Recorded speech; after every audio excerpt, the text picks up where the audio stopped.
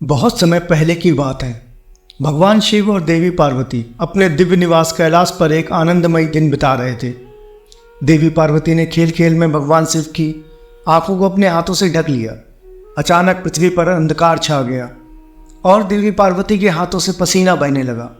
उनके पसीने की कुछ बूंदें धरती पर गिरी और वहां एक अंधा बालक उत्पन्न हुआ। जब देवी पार्वती ने भगवान शिव की आंखों से अपने हाथ हटाए तो पृथ्वी पर फिर से प्रकाश लौट आया। भगवान शिव और देवी पार्वती ने उस बालक को दानव राजा हिरण्याक्ष को सौंपने का निर्णय किया, जो निसंतान था और एक पुत्र प्राप्ति की प्रार्थना कर रहा था। हिरण्याक्ष ने उस बालक को गोद लिया और उसका नाम अंधक रखा। समय के साथ अंधक बड़ा हुआ और उसे दानवों का राजा बना दिया गया।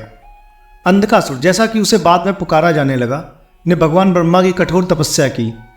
उसकी तपस्या से प्रभावित होकर भगवान ब्रह्मा उसके सामने प्रकट हुए और उससे वरदान मांगने के लिए कहा। अंधकासुर ने अपने जीवन में हमेशा जीतने और अमृत का वरदान मांगा।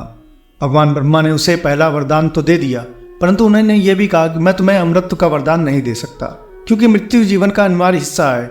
इसके बदले उन्होंने आशीर्वाद दिया कि उसकी मृत्यु तब होगी जब वह कुछ अप्राप्त की इच्छा करेगा।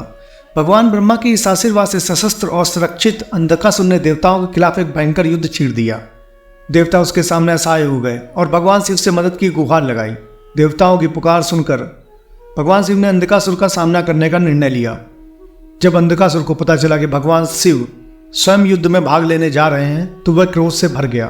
उसने अपने सभी शक्तिशाली योद्धाओं को युद्ध के लिए भेजा, लेकिन भगवान शिव ने उन सभी दानवों का वध कर दिया और स्वयं अंधकासुर से युद्ध करने लगे। युद्ध के दौरान अंधकासुर को जल्दी ही एहसास हो गया कि वह भगवान शिव के सामने टिक नहीं सकता। भयभीत होकर वह भागा और देवी पार्वती के कक्ष में छिप गया, जहां वह उन्हें अपहरण कर भगवान शिव को अपमानित करने की योजना बना रहा था। यह देखकर भगवान शिव क्रोध से भर उठे और उन्होंने अपने त्रिशूल से अंधकासुर पर प्रहार किया। अंधकासुर के शरीर से बहते रक्त से जब धरती पर हजारों और दानव जन्म लेने लगे तो स्थिति गंभीर हो गई। इस स्थिति को देखकर भगवान विष्णु, जो दूर से युद्ध देख रहे थे, ने हस्तक्षेप किया। उन्होंने अपने सुदर्शन चक्र का प्रयोग किया और अंधकासुर के रक्त से जन्मे दानवों का संहार किया। अंत में भगवान शिव ने अंधकासुर को त्रिशूल से फिर वार किया और उसे अपने त्रिशूल पर हजारों वर्षों तक उठाए रखा। इस दौरान भगवान शिव ने उसके रक्त को एकत्रित कर लिया ताकि और दानवों का जन्म न हो सके। हजारों वर्षों तक त्रिशूल पर लटके रहने के बाद अंधकासुर को अपनी भूल का एहसास हुआ और उसने भगवान शिव से क्षमा मांगी। भगवान शिव ने उसकी प्रार्थना स्वीकार की और उसे क्षमा कर दिया। इसके बाद धरती और स्वर्ग में फिर से शांति स्थापित हो गई। ये कथा हमें यह सिखाती है कि अहंकार और बुराई का अंत निश्चित है, चाहे वह कितनी भी शक्तिशाली क्यों ना हो। भगवान शिव, जिन्हें विनाश का देवता माना जाता है, उनके क्रोध से बचने का एकमात्र उपाय है सच्चे हृदय से पश्चाताप करना।